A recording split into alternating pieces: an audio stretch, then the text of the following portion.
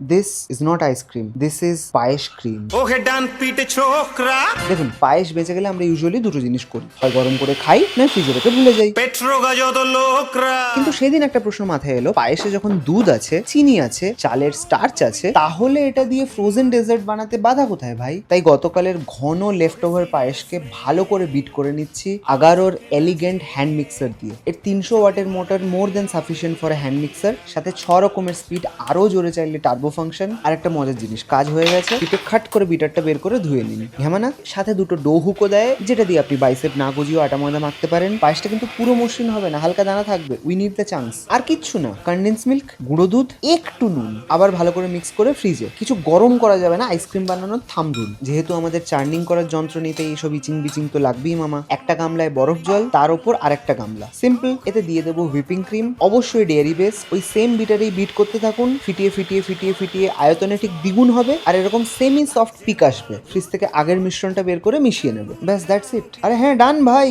শুধু মোল্ডে ফেলার আগে একটু রোস্ট করা কাজু আর কিশমিশ চপ করে মাঝে মাঝে ঢোকাতে থাকবো। মানে দেখবেন আইসক্রিম, খাবেন পায়েস, কিন্তু সঙ্গে সঙ্গে না, 8 ঘন্টা ওয়েট করুন। So tell me in the comments, পায়েস ক্রিম কি আসলেই একটা সেলেবল ডিশ? গান ভালোবেসে গান